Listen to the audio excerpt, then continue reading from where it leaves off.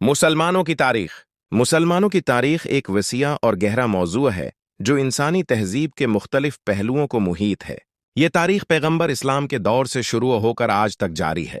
یہ کہانی دین اسلام کے ظہور، فتوحات، تہذیبی ترقی، زوال اور جدید دور میں مسلمانوں کی بیداری کی ایک جامع داستان ہے۔ ابتدائی دور۔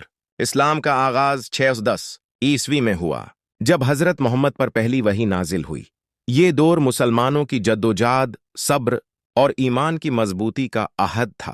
مدینہ کی ہجرت کے بعد اسلامی معاشرے کا قیام عمل میں آیا، جہاں مساوات، عدل اور اخوت کے اصولوں پر مبنی پہلی اسلامی ریاست کی بنیاد رکھی گئی۔ خلافت راشدہ۔ 632 عیسوی میں رسول اللہ کے وصال کے بعد خلافت راشدہ کا دور شروع ہوا، جو حضرت ابوبکر صدیق، حضرت عمر فاروق، حضرت عثمان غنی اور حضرت علی کے دور حکومت پر محیط تھا۔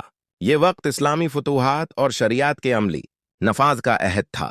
حضرت ابوبکر صدیق، ارتداد کی جنگیں اور قرآن پاک کا جمع کیا جانا۔ حضرت عمر فاروق، فتوحات کا وسیع سلسلہ اور عدالتی نظام کا قیام۔ حضرت عثمان غنی، قرآن پاک کی ترتیب اور بحری فوج کی بنیاد۔ حضرت علی، داخلی تنازعات اور فرقہ وارانہ مسائل کا سامنا۔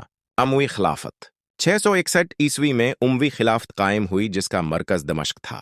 اس دور میں فتوحات کا دائرہ اسپین، شمالی افریقہ اور وسط ایشیا تک پھیل گیا۔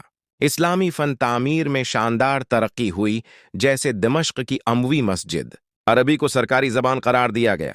عباسی خلافت۔ 750 عیسوی میں عباسی خلافت کا آغاز ہوا، جس کا دارالحکومت بغداد تھا۔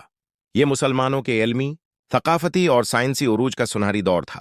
دارالحکمہ کا قیام، جہاں دنیا بھر کے علوم کا ترجمہ ہوا۔ سائنس، طب، فلکیات اور فلسفے میں عظیم مسلم اسکالرز نے کارہائے نمایاں انجام دیے، جیسے ابن سینا، الخوارزمی اور الفارابی۔ ادب اور شاعری میں بھی ترقی ہوئی، جیسے الف لیلی اور شاعری کا عروج۔ مسلمہ فتوحات۔ مسلمانوں نے دنیا کے مختلف حصوں میں فتوحات کیں، جن میں اسپین، اندلس، جہاں مسلمانوں نے 700 سال حکومت کی اور قرطبہ، علم و تہذیب کا مرکز بنا۔ برصغیر، محمد بن قاسم کی قیادت میں سند کی فتح۔ افریقہ، مصر، مراکش اور صحرائے اعظم تک اسلام کا پھیلاؤ۔ سلطنت عثمانیہ۔ 1299 میں سلطنت عثمانیہ کی بنیاد رکھی گئی، جو کئی صدیوں تک مسلمانوں کی سیاسی طاقت کا مرکز رہی۔ قسطنطنیہ، استنبول کی فتح 1473 میں سلطان محمد فاتح کے ہاتھوں ہوئی۔ عثمانیوں نے اسلامی فن تعمیر، خاص طور پر مساجد اور قلعوں کی تعمیر میں نئی روایات قائم کیں۔ زوال کا دور۔ 18ویں اور 19ویں صدی میں مختلف اسلامی سلطنتیں داخلی تنازعات، یورپی نوآبادیاتی سازشوں اور علمی جمود کی وجہ سے زوال پذیر ہوئیں۔ سلطنت مغلیہ کا خاتمہ برصغیر میں ہوا۔ سلطنت عثمانیہ پہلی جنگ عظیم کے بعد تحلیل ہو گئی۔